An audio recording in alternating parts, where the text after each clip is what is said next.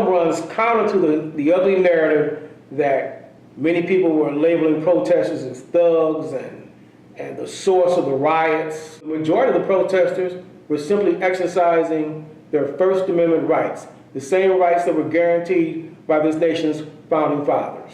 But more than that, this film gives a human face to those who were both challenged and changed by the events that followed after the shooting of Michael Brown, August 9, 2014. The people that you will meet in this film come from all walks of life. They are reporters who were covering a movement unfolding before their eyes. They are actors and artists who have turned their art into activism. They're individuals who themselves were caught up in the criminal justice system and saw the protest movement as a way of liberating themselves. In the days that followed the shooting of Michael Brown, and as the protests unfolded, I realized that this was the moment. When I say Mike, y'all say Brown. Mike Brown! Mike Brown! When I say Mike, y'all say Brown. Mike Brown! Mike Brown! When I say Mike, y'all say Brown. Mike Brown! Mike Brown! Mike Brown! Mike Brown! Mike Brown! Mike Brown! Mike Brown! Mike Brown! Mike Brown! Mike Brown! We thought, really, we were young. We thought that we had only to make vivid the issue, had only really to march on Washington, and petition the government for redress of grievances, and the government and the people would hear and respond. They did not. Neither heard nor responded. And those who tried paid a terrifying price for it. We got a great many voting acts rights and things like that, and we got a great many tokens, But the seat of power remains the seat of power. I don't care how many black mayors we have and how many cities. The city is still dependent on the state, and the state is white. It is absolutely clear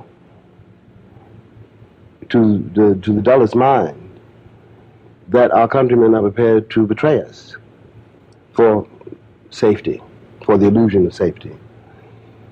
So that means that our fate is once again where it always was, in our hands. The lives of our children are in our hands.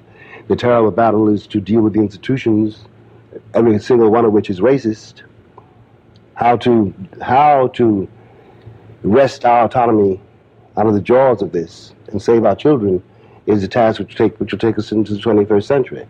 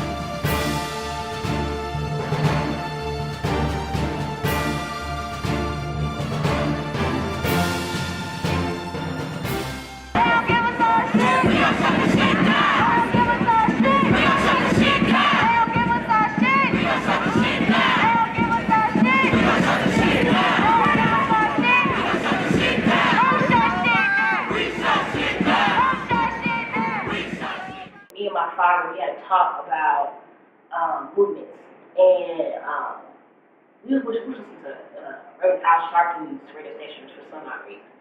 And he was like, if something were to happen that was like the civil rights movement, where somebody died, somebody passed away that was near, do you think that the young people will come out and stand up and fight? I said, I really don't know. I have no idea. Because me personally, I always felt like I was with the older generation, so I didn't really have faith in my own generation. So I was like, maybe, I don't know.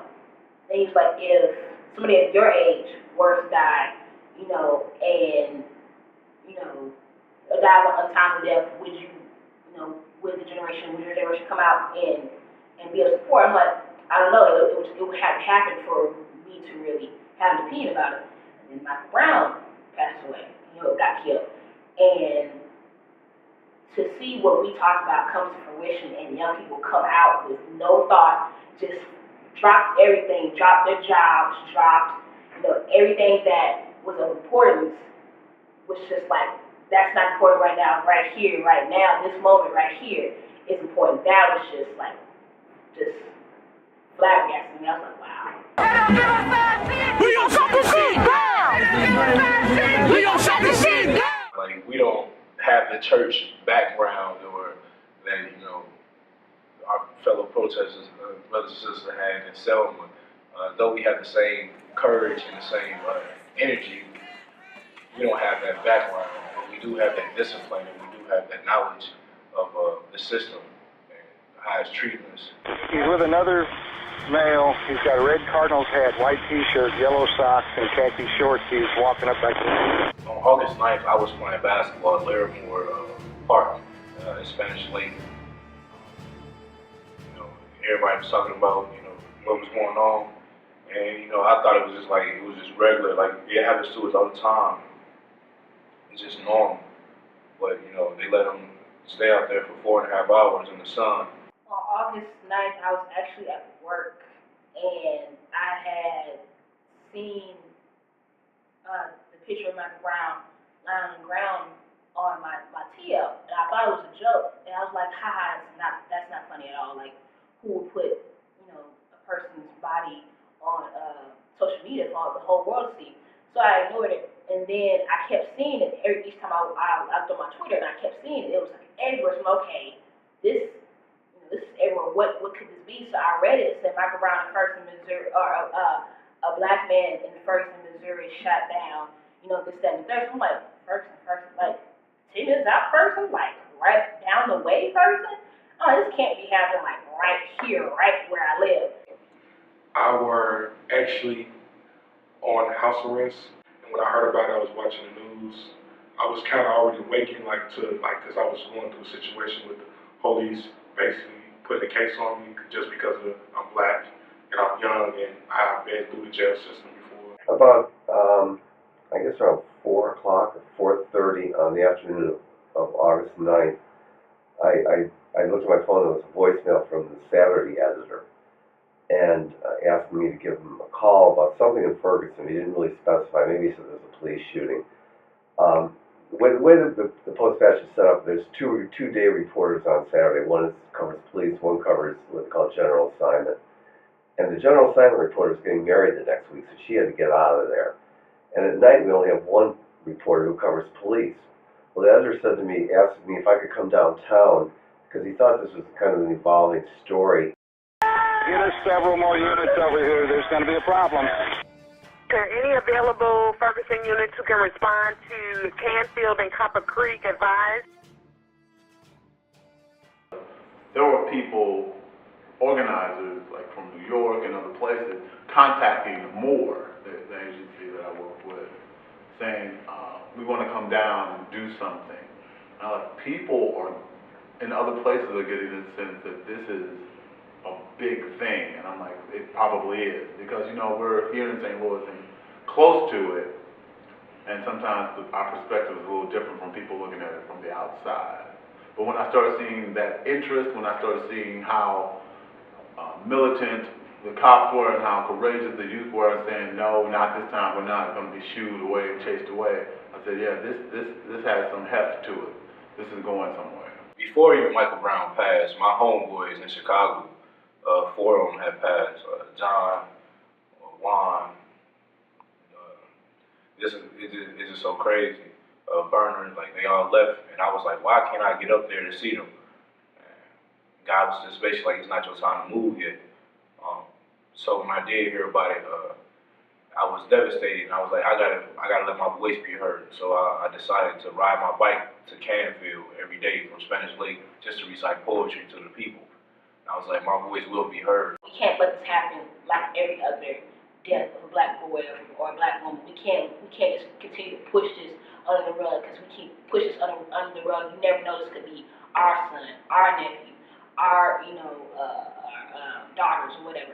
So this has to stop here and now. We can't let this continue to go any further, or else it will, and it'll basically be our fault.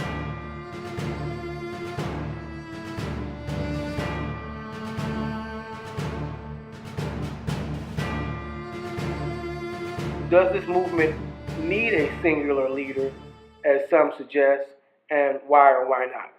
I feel like we shouldn't have like a dominant, like a leader, because they can target, like everyone put their work in. I'm pretty sure it's always going to be someone that have a lot of knowledge, is willing to, stand for it. But I believe that we all can be leaders. Charismatic individual leadership is an anachronism.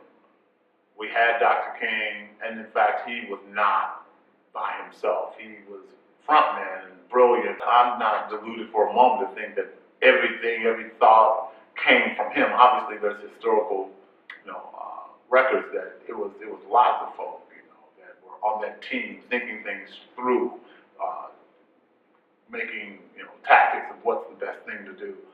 And I think that era is gone. I think we are living in a world where horizontal leadership, where many, many people take leading roles, is what's going to move us forward. Well, Oprah suggested that we did, Oprah Winfrey, but I think that we don't. It's just a way to diffuse a movement. If one leader dies, then everybody else gets scared.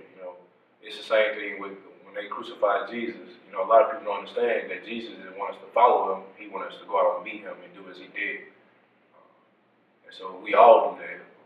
They can't, kill us all. With this one, if one of us goes, we know other people are going to carry on. If we only had one single leader, this movement wouldn't be the way it is. I get what people are saying, just have one single leader, but if we have everybody held responsible and held accountable for what takes place, I think that to me is better.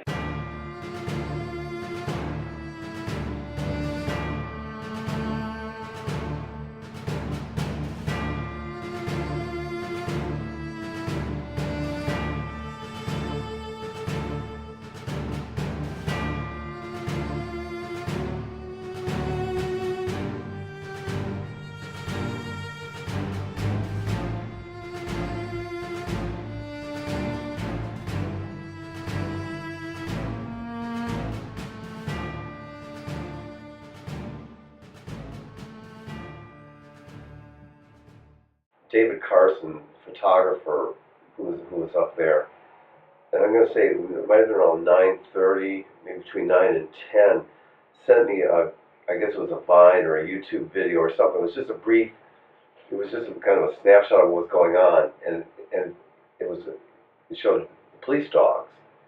And when I saw the police dogs, I was like, this is not cool, because I grew up in the 60s, and I know what police dogs mean. I mean, and even if you're not a student of history, you understand the symbolism of that, of what German Shepherds tethered to police officers, what message that sends. August 10th, got a phone call from my editor saying, we need you to go out to Canfield Gardens, Canfield Green tonight. There's going to be a protest or a gathering, a memorial in honor of Mike Brown. So we just want you to go out there and monitor. We don't know what's going to happen. Go see what happens. There was going to be a prayer vigil near the shooting site in Canfield. And there, two things kept coming up. Right off, one was dogs, and two was everybody I spoke with either had been stopped by the cops or knew someone had been stopped by the cops in the same manner as Michael Brown. And there were two groups at the vigil. There were people there who wanted to pay homage to Michael Brown and what happened, including one of his cousins, who I spoke to at length. But there was another kind of splinter group, and they kept walking away. They kept walking up to West Florissant. And they kept mumbling about the Quick Trip. And then finally I said, what's with the Quick Trip? And someone said, they ratted out Michael Brown because he stole cigars from there, which turned out not to be true, as we know. State Senator Jamila Nasheed eventually showed up. Some of the other people who were kind of serving as the leaders at that point were there. They led the group marching from Canfield out onto West Florissant, got up to the police line that was always at Ferguson and West Florissant, right by the McDonald's there. And I remember Nasheed saying very clearly at the beginning, this is a non-violent protest, we want this to be peaceful. I followed this group up to West Florissant, I think twice, and now it's getting dark and it's getting angrier, and the people in the vigil were kind of dissipated. And it might have been the second or third time I got to West Florissant, and I looked south here. And that's when I noticed the cops had been lined up by a viaduct along by Ferguson Avenue. And it was just that kind of ratcheted things up. And I'm probably compressing the time frame in here that this happened, but I don't remember there being much of a gap between that group getting up to the police line and just rocks and bottles and things just flying. And, not knowing that I'd be out there that long, and my phone started losing, the battery started going to zip. So I headed back to my car, and I was parked back in Canfield.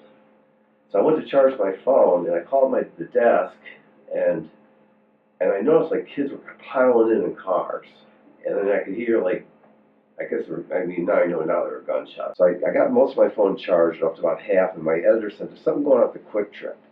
So I headed back out. By this time it was dark, and I started heading back up toward West Florissant. As I got up there, this kid walked past me, and his shirt was up, and his entire upper torso was wrapped in lottery tickets.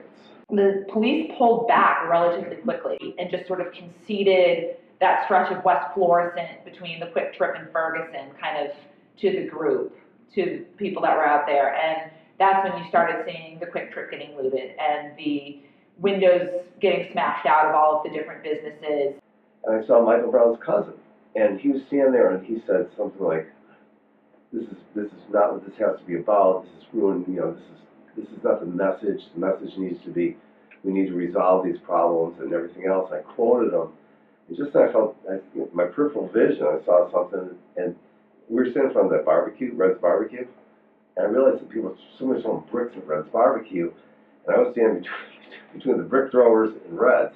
It's like, maybe I shouldn't stand here. So I started moving off to the side. I was kind of going to go around because I was going to head up to the Quick Trip. And as I started to do that, some kid came up behind me, like punched me. I saw this blur, and I turned around. I was more surprised than anything else. I'm like, really? Because I'm a big threat, right? 6-year-old white guy. And I remember I held my notepad. I said, no, I'm not a cop. I'm a reporter. And this woman jumped in front of me, and she said, like, get the hell out of here. Probably in stronger words than that. And then this kid came up behind me, put his arm around me, and I went like that. And he says, no, it's cool. I got your back. I know it was dark when I left, when I started hearing indiscriminate gunfire, and when I really have no desire to be out here right now. By this point, there's no out point from Canfield Green onto West Florissant. So I'm like, well, all right, I have to figure out a way out of here. And I managed to find, probably could not ever do this again, managed to find the back way out of Canfield up to, I guess, Lucas and Hunt, and get out that way. And as I'm going down 70 to get home, a just cavalry of Missouri State Highway Patrol cars just came flying up Interstate 70. And it was later after that you started seeing the photos of the Quick Trip being burned. 2 other people materialized, and they pretty much forced me to go back to my car and said, we're going to walk with you. And they kind of surrounded me and walked me back to my car. But then I couldn't get out of there because if you've ever been there, it's all dead in the streets. Mm-hmm. And every time I'd stop to like call or something like that, some kids would walk up and I'm like, so I just kept moving. And finally, I actually called one of my sources and said, how do you get out of here? She goes, here's a back way. And she told me how to get out. So.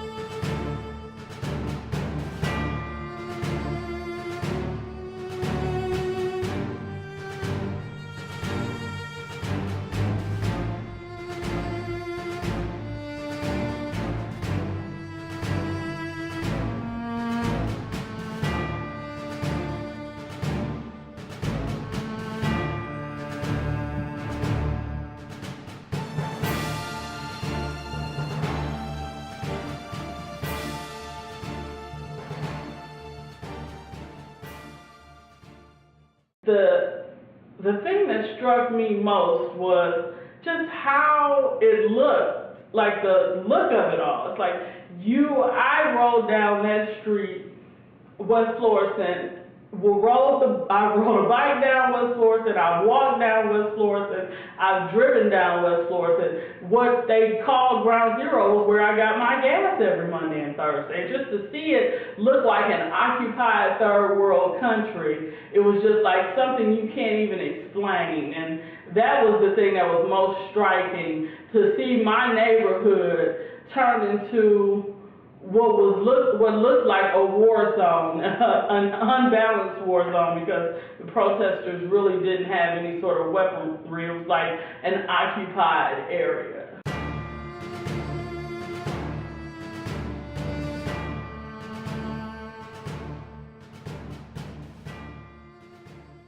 There was a young woman, well, she was a teenager, she was maybe 16 or 17, with a baby, and this was at like 10:30 at night, and I was like, what are you doing down here? And she was like, the police have my car blocked in. I want to go home. My sister and I, we came out to protest. I knew Mike, and we came out to protest, and now we want to get home, but the police won't let us go. Well, the police have our car blocked, and I was like, well, did you ask them to move it? Me just thinking, well, if they ask them, then they'll let them get to their car. So I walked down. I was like, they were like, no, we didn't ask. I said, do you want me to ask? I went down, and they said, yes. I went down. I said, excuse me, officers, before I said anything else. And I said in the most unassuming, non-threatening way I could conjure up. And they instantly, I looked down, and there were red beams at my chest.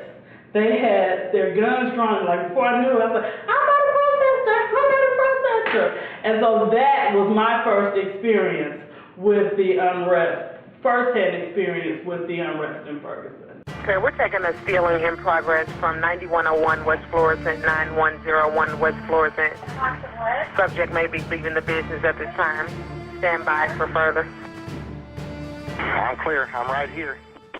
The moment that the police department made the move of releasing the video of this shoplifting that they called strong-arm robbery, and claimed that it involved Michael Brown, in the same breath that they released the name that we would know as Darren Wilson as the person who fatally wounded Michael Brown. I just felt like that was so irresponsible, and that we had a moment of peace in the protest. Like, you saw how people were just raising their voices and all of that, and we had come to a good place, and it was like starting from scratch.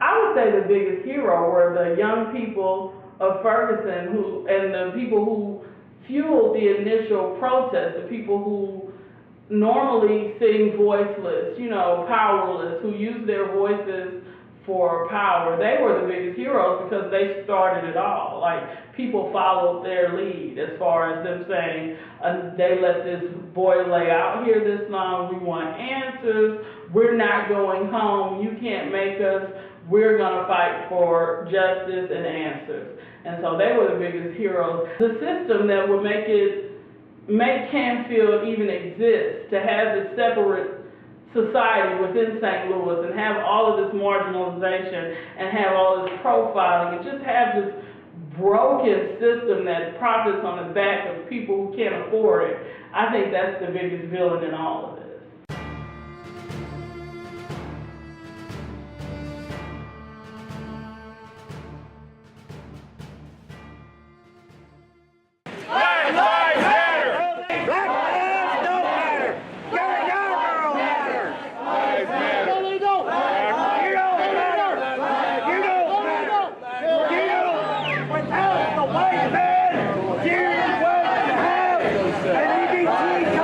Talk about the protest movement's response to the assertion that they're ignoring black on black homicide? Well, the thing is, and what people don't realize when they point that out as a place to debate or rebuttal what the protesters are doing, that's not what they came out for. They didn't come out to protest black on black crime. They came out to protest an unarmed black teen being shot and killed by a police officer.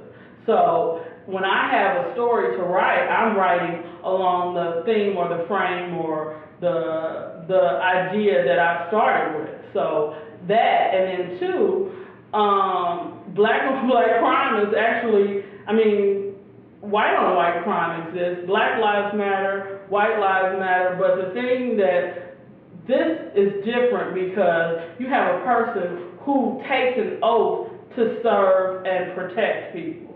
The person, all the time when it's a non-officer involved, they didn't promise that they were going to protect or serve anybody. It's clear that the vast majority of people are peacefully protesting. What's also clear is that a small minority of individuals are not.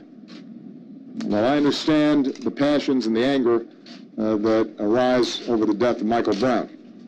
Giving into that anger by looting or carrying guns and even attacking the police only serves to raise tensions and stir chaos.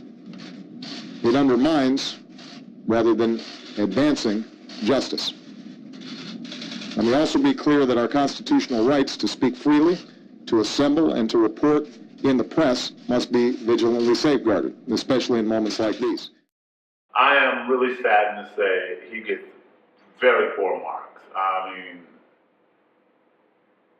the absolute idea that he, from his position in the bully pulpit of the presidency, had so little to say, and what he said was so feckless, is disappointing and hurtful to me.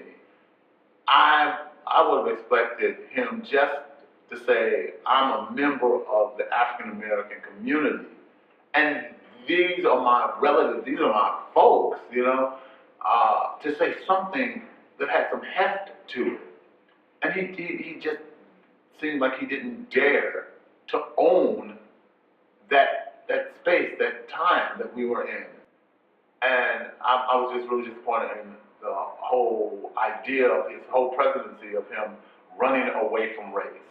And then saying, to me, really inane things, like when we talked about Trayvon Martin and George Zimmerman. And the thing he said, the big thing he said was that if he had a son, he might look like Trayvon Martin. Well, yeah, because that's how genetics work. What are you saying about this issue in front of us? Nothing. You're really not making any commentary.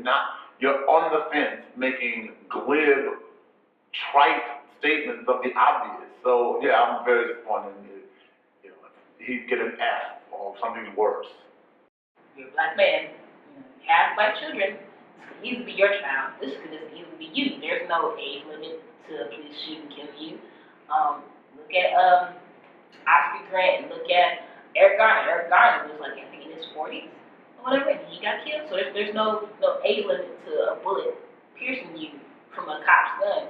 And then you coming from Chicago, you should know better than anybody, what the police are like, coming from Chicago. So, I get that he can't do everything. He can't be everywhere. He's dealing with a whole bunch of other things. But it's like, you're seeing a city being under attack like we're in Iraq, like we're in Afghanistan. You're seeing, tanks coming on U.S.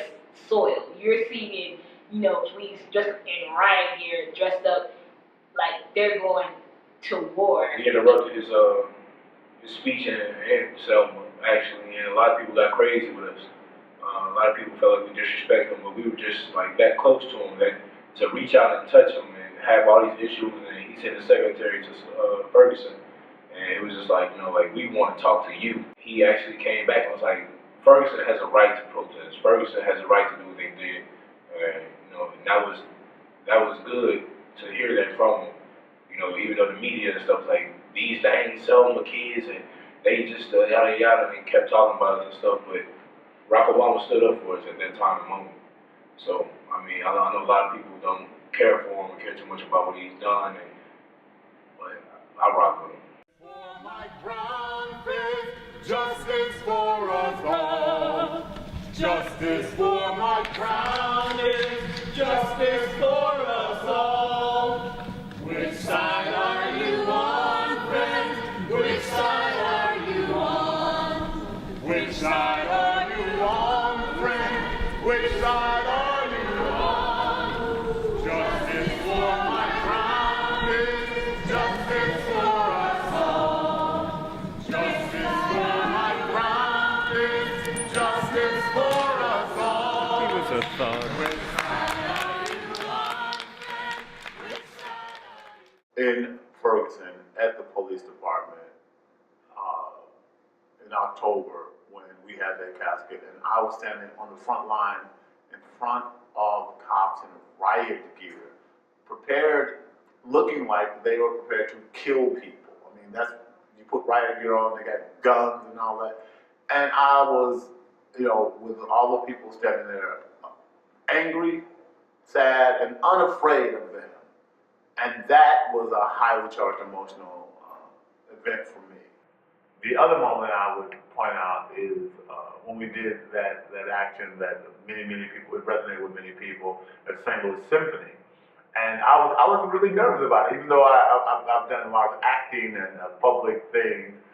We were at the symphony and we were going to, before the second act of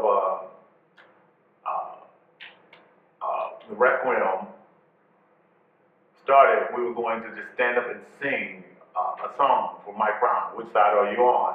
And I was the first one that was going to stand up and sing. And you know, I was like, wow. I was really nervous, but then we got up and did it, and it went off without a hitch, exactly as we had planned it. You know, one by one, people stood up and joined in the chorus, Which side are you on? Which side are you on? Justice for Mike Brown is justice for us all. That moment gave me a real high. That was a needed boost. That was a needed win for us, I think, like emotionally. And it resonated with people in the movement as well as people around the country. So that was the other one that emotionally impacted me a lot. Throughout every interview, and were consistent with the physical evidence in this case. My two assistants began presenting to the grand jury on August 20th. The evidence was presented in an organized and orderly manner. The jurors gave us a schedule of when they could meet. All 12 jurors were present for every session, and all 12 jurors heard every word of testimony and examined every item of evidence. Beginning August 20th and continuing until today, the grand jury worked tirelessly to examine and re-examine all of the testimony of the witnesses and all of the physical evidence. They were extremely engaged in the process, asking questions of every witness, requesting specific witnesses, requesting specific information, and asking for certain physical evidence. They met on 25 separate days in the last 3 months, heard more than 70 hours of testimony from about 60 witnesses, and reviewed hours and hours of recordings of media and law enforcement interviews by many of the witnesses who testified. They heard from 3 medical examiners and experts on blood, DNA, toxicology, firearms, and drug analysis. They examined hundreds. I was in the courtroom for the grand jury announcement. And, you know, we're listening to McCullough's kind of preamble talking about them weighing all of the evidence. And then he, you know, dropped in the line and they, you know, declined to charge him and issued a no true bill. And so I tweeted out, you know, grand jury declines to charge Darren Wilson. And it all of a sudden panicked and thought, oh my God, is that actually what he said? I had like that CNN moment of, you know, Supreme Court throws out healthcare law, panic. So I clicked from my timeline over to like, you know, just general Twitter and saw enough other people kind of tweeting it out that I was like, oh, okay, that's, you know, that's actually what happened, and then sort of went back. But I think just, you know, and even kind of just the ramp up to it, the anxiety, the nerves, just the not knowing, those 2 kind of solid weeks of just not knowing and just overall kind of tension and and you know, I can only describe it as with it, that I don't think ever really goes away. That I don't ever really want to repeat again. Just sort of the hoping for the best and knowing that it probably isn't going to be the best. They determined that no probable cause exists to file any charge against Officer Wilson and returned a no true bill for each of the 5 indictments. The physical and scientific evidence examined by the grand jury, combined with the witness statements supported and substantiated by that physical evidence.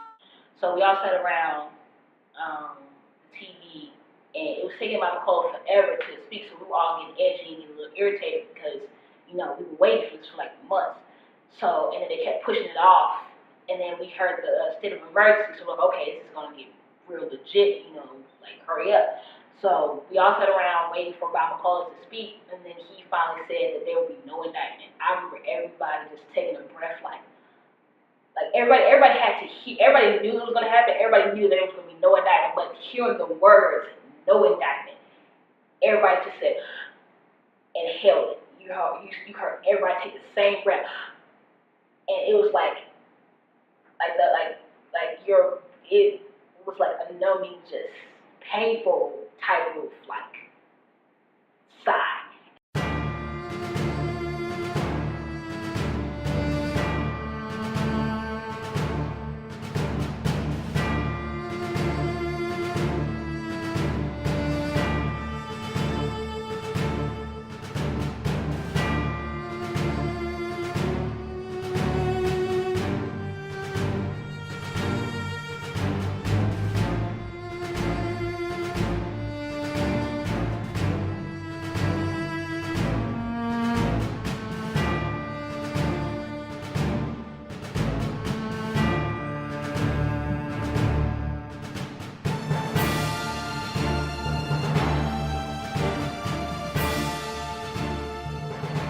I can say I'm more persistent, I'm more on task. I fight for what I believe in, like I strongly believe in it, so I'm willing to sacrifice time, you know, willing to do whatever it takes to succeed in, you know, achieving like equality, basically. I got more comfortable, a little bit more comfortable speaking, a little bit more comfortable voicing my opinion, but it's a struggle still daily. But I have a voice. My voice does matter. I matter, and to not be ashamed of my voice, to not be afraid of my thoughts. When I'm referring back to how emotionally heavy I felt after riding around with a coffin and really visiting those memorial sites, that my idea that I can compartmentalize my emotions and say, I'm doing work that's important, but I'm remaining somewhat emotionally detached while I'm doing it. I mean, I can summon up the anger and the courage and to do whatever I need to do. But man, for a while, some of those things, I mean, just felt like on the verge of tears often. And that struck me as different because that's not how I usually am. I don't usually wear my heart on my sleeve. Being a parent has changed me more. Just seeing the sacrifices of the women every day that have to take care of their kids, you know, it made me become more of a nurturer to my son and just try to be a provider.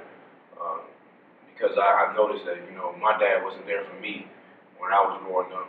And my mom was there. She was the mother and the father. Like, she had to cook, clean, pay the bills, and still nurture to us what little time she did have to even nurture to us.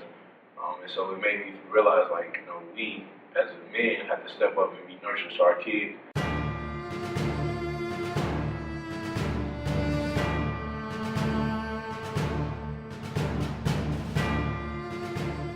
What's his name? Tamir Rice! What's his name? Tamir Rice! What's his name? Tamir Rice! What's his name? Tamir Rice! What's his name? Tamir Rice! What's his name? Tamir Rice! What's his name? Tamir Rice! If we all just said, yeah, things are not gonna change, so we're just gonna just forget about it, then you'll be forgetting about Michael Brown, you're forgetting about Mondaire March, you're forgetting about Kissing Powell, you're forgetting about Sean Bell, you're forgetting about Oscar Grant, you're forgetting about, you know, Rekia Boyd, you're forgetting about all these men and women who lost their lives at the hands of police.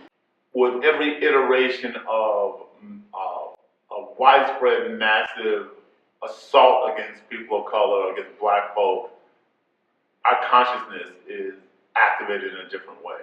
So, you know, when we talk about, you know, lynching and Jim Crow, black folks thinking and the way we respond to this white supremacist system that we're in was affected and changed irrevocably. When you talk about the civil rights movement, the thinking and the response of black folks has changed irrevocably. We talk about all of these they're what they call them, watershed moments, where, and I think Michael Brown's murder by Darren Wilson is another watershed moment that you cannot unring a bell, and that's a bell that has rung, and that folks are looking and thinking in different ways. I don't see the same movies the same. I don't see life interactions the same. Like everything I observe and I speculate and I talk about it, and I don't see myself going back to that because once you're waking up, it's no longer this. I think it's like you was in a coma, you wake up, you can't. It's like it's no going back to the coma. Like it's like I don't see me going back. If we just simply just gave up, I don't think any of us could live with ourselves. I don't think any of us could forgive ourselves for just giving up and be like, yeah, that's all right. No, there's no going back. We in it for a long haul. It's Black Lives Matter. I said Black Lives Matter. I said Black Lives Matter. Boy, I wish my clients had been given the opportunity to have all the evidence presented at their case to the grand jury. And boy, I wish my clients would be given an opportunity to testify at a grand jury and tell their side of the story. It's very rare that you even bring a defendant in at the grand jury level. And most of the time, I'm going to tell you, quite frankly, when I was a prosecutor, when we brought a defendant into the grand jury, that was because we didn't want the case issued. It's hard to get through a working class and struggling white folks because if you want them to join a class-based struggle for economic justice, that takes a lot of work, right? Doesn't mean we don't want to do it, we're trying, but it's hard. Whereas I can just say, you know what, that's a lot of work. I'm just going to rally around this property I've got right now, my whiteness, my maleness, my straightness, my Christian identity. And I think that's the nut we've got to figure out how to crack. And I don't know how to do it. The late Derek Bell talked about that being the holy grail of the anti-racist struggle, is figuring out how to get white folks to understand the toxicity of their very own systemic advantages. And the more the police officers in places like Ferguson keep pointing guns, not just at black and brown bodies, but at white bodies who have gone to join them in solidarity, they're teaching that lesson as well as I can ever teach it. So if there's anything that comes out of this, I hope it's the ability of white folks to see, this is what the state really thinks of you.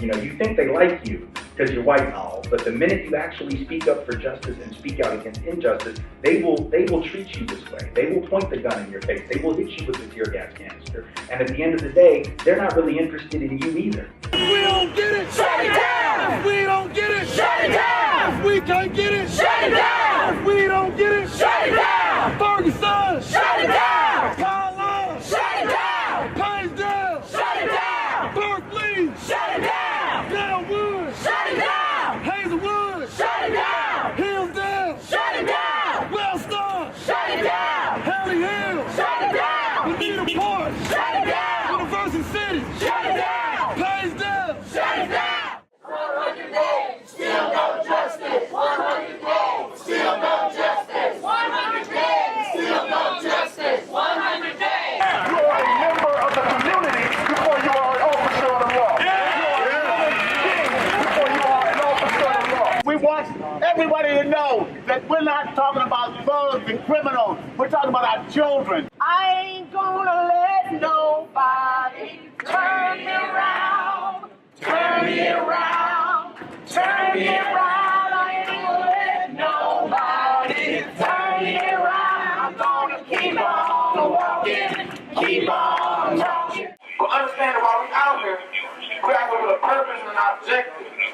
And when you laugh at that, you laughing at dead bodies on the ground, you laughing at hard work that was put to hold you all accountable to what you say you gonna do. We tried peaceful protests, we tried talking, we tried committees, meetings, all the the normal ways of getting attention to our problem, and they have not worked. You're an outcast at home. You have to worry about being killed. You have to worry about being shot because of the crabs in the bucket effect. You put crabs into your bucket, they pull each other down. But I'm more worried about who put the crabs into the bucket. And there was this one young man, and there's a picture of it. It's all over Facebook now. This one young man who was just railing at the police, and he was so enraged that he was shaking, and he had tears streaming down his face. And he was talking about all the violence that had been perpetuated, the police brutality, and also the violence that have taken his friends, and it was the face of anguish. And as the police are like moving forward, 4 of us surrounded this boy and tried to calm him down. And by the time it was over, we were all weeping. You should have seen them. They had the dogs out on the crowd last night. Now they got all kind of assault rifles and guns, but they thought that they needed dogs. You just look at the war on the black man, and so many people complain about how these boys need their fathers. That war on the black man, whether it's killing or just incarceration, whatever the case may be, he's taking that man out of the household. Who's teaching these boys how to be men? We think we got a black president, we doing something. That's bullshit. The 7 years post after slavery, that's the most that we ever did. And you know what happened from that? They invented the Ku Klux Klan. Indict, convict, send that killer cop to jail. The whole damn system is guilty as hell. Indict, convict, send that killer cop to jail. The whole damn system is guilty as hell. We hit their pockets. Now they trying to call people to come and calm us down, which is Reverend L. Sharp. But he's scared to come right here and talk to us. So how we gonna listen to somebody that's scared to come where we at? He a friend of mine. His horse on me. Cause I saw him man in the streets for 4 hours.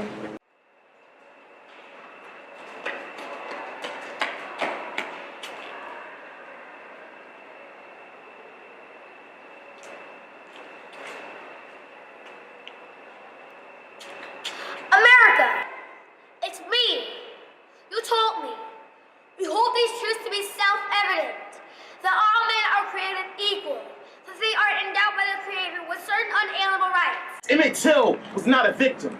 He was a magician, changed the course of the entire civil rights movement, and all he had to do was snap his neck February 4th, 1999. Amadou Diallo put his money where his gun was, shot down on his front porch for holding a pistol-shaped wallet. They thought he had a weapon. He quite literally didn't have a shot, so they gave him 41 on his front porch. He only caught 19 bullets. He was 22. 2 times 2 is 4. He was shot down by 4 officers who fired a little over 41 shots on the 4th of February at 12:44 a.m. The 4th Amendment states, no illegal searches, no seizures. He was not a victim. He was one seizure away from setting procedure.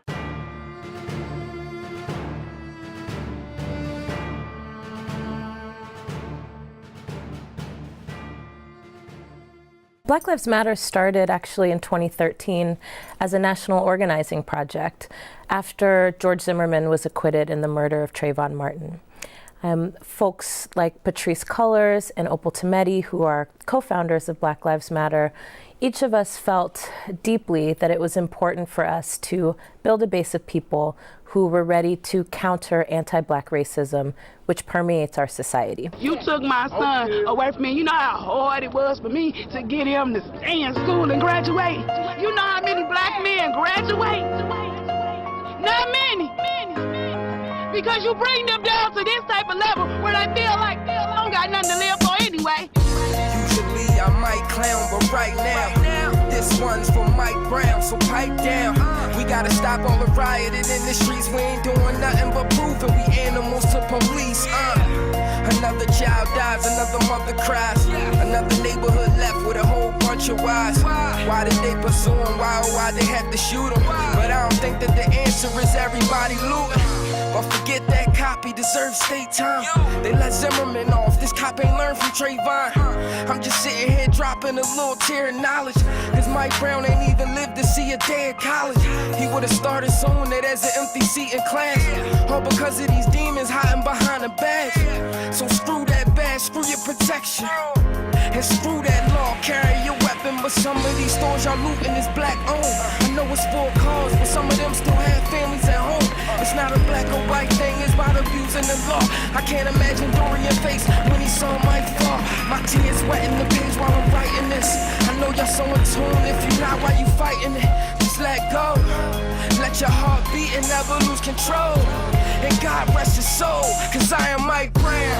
I am Mike Brown. He represent us all, we from a similar town. Walk them similar streets, we got similar police. So I know I ain't gonna end up under a similar sheet. So I am Mike Brown, cause I'm out here with my homie. I'm just walking my block, man, everybody know me. So I am Mike Brown, I am Mike Brown, I am Mike Brown, homie, I am Mike Brown, I am Mike Brown. He shot again, and once my friend felt that shot, he turned around and he put his hands in the air, and he started to get down, but the officer still approached with his weapon drawn, and he fired several more shots. I am Mike Brown, I am Sean Bell. I am Larry Davis bleeding in my dingy cell. I am Angelo Clark, I am Oscar Grant. I am Dante Price doing what you others can't. I am Bo Morrison, Melvin Lawhorn. I am the voice of these people cause they are long gone. Let's go behind the badge, far behind the beat. Behind the politics, they wonder why we don't trust police.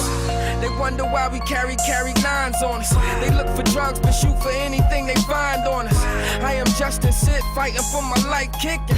Slowly dying cause police said I look suspicious. We are all of these people in so many ways. I am Raymond Allen left to die for 2 days. I just bought a new hoodie, guess I'm Trayvon. I am Dwayne Brown, lay down, try not to die.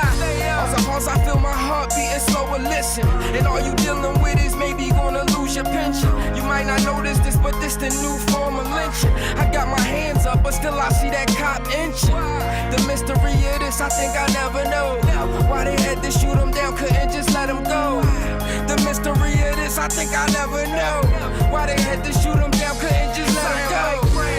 I am Mike Brown, he represent us all, we from a similar town. Walk them similar streets, we got similar police. So I know I ain't gonna end up under a similar sheet. So I am Mike Brown, cause I'm out here with my homie. I'm just walking my block, man, everybody know me. So I am Mike Brown, I am Mike Brown, I am Mike Brown, homie, I am Mike Brown, I am Mike Brown. You took my son away from me. You know how hard it was for me to get him to stay in school and graduate.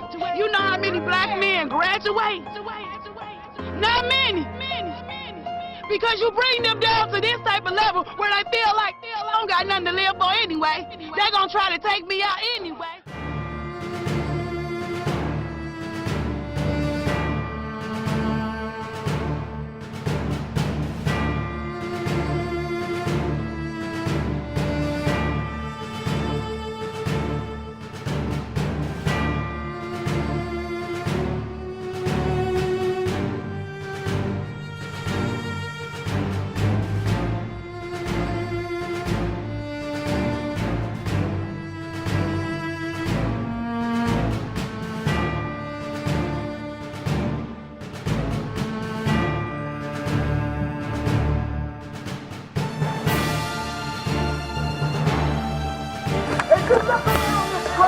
When history is written, when it's all said and done, they will say of you and they will say of me, that stood a generation that will not bow down. That stood a generation that stood in solidarity. That stood a generation who believes in the poor. That stood a generation. And they'll say of you and they'll say of me, well done, well done, well done.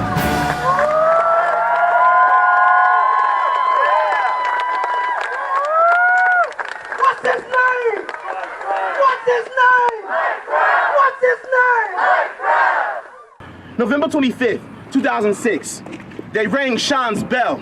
The kind of bell that rings, the kind of ring you wear to a wedding, the kind of wedding he was on his way to. He's got a gun. They fired 50 shots into the car, killing Sean and wounding the other 2 passengers. One of the officers even stopped to reload the way an artist stops in the middle of painting to admire his work. He fired 31 pastels into the car. Sean Bell was not a victim. He was a canvas. And all he had to do to earn his spot on history's wall forever was be shot to death October 3rd, 2009. Victor Steen, a 17-year-old boy riding a rocket ship down an empty street, was ordered to turn his wings in and pull over to the side of the road. Officer, you don't understand. See that man in the moon? That's my dad, and he may never come back if I don't make it to him tonight. He was just trying to reach for the stars. The taser tied an astronaut in his throat. The officer even drove over his body before removing the taser metal from his torso. There is no metaphor for that. It just hurts. The last thing he felt was the weight of the car's wheels on his chest. No wonder he was out of breath. He was just tired. August 5th, 2014, Beaver Creek, Ohio. A toy soldier by the name of John Crawford was relieved from duty in the action figure section of Walmart. He walked around the way many PTSD patients do when relieved from battle, gripping his weapon, tightening his grip on reality. He awaited orders from his commanding officer of a mother on the phone that day. Sir, can I help you hold your position? Sir, could you stop waving your weapon like that? Hold your position, sir. I'm calling the police. Hold your position. Put down the weapon. Hold your bang. Whoever said you have the right to bear arms was lying. He was a tiger, let loose in a jungle full of poachers that day. A mother lost her son. A father lost his junior the way a fraction loses its better half when multiplied correctly. There were multiple shell cases at the scene, none of which belonged to the BB gun. John Crawford was not a victim. He was a war hero with a golden star on his straitjacket. September 10th, 2014, Saratoga Springs, Utah. Police received a call of suspicious behavior and almost immediately went on a Darien hunt. A young black male in a 93% white community wielding a samurai sword is believed. But once the samurai sword is drawn, it must taste blood, even if it is from the owner's body. They say he lunged at them, which means that he is the fastest assassin who ever lived because all 6 shots were in his back. The media keeps calling this an altercation. I don't understand why they're spelling execution like that. I've never heard slaughter pronounced that way. September 18th, 2014. A Houdini by the name of Charles Smith was found in Savannah, Georgia. Police locked him in a car shaped like a cage. He took this as a test of his magician skill. It's not his fault. See, as black men, we tend to have an unearthly desire to escape. He was still learning new tricks. See, what he meant to do was reappear outside the car, uncuffed. Instead, he accidentally made a gun appear in his possession. Good thing the police are used to magic tricks. It was nothing for them to make his life disappear. January 24th, 2004, Brooklyn, New York. Timothy Stansbury, January 1st, 2009. Oakland, California. Oscar Grant, January 29th, 2010. Portland, Oregon. Aaron Campbell, March 7th, 2012. New Orleans, Louisiana. Wendell Allen, March 13th, 2014.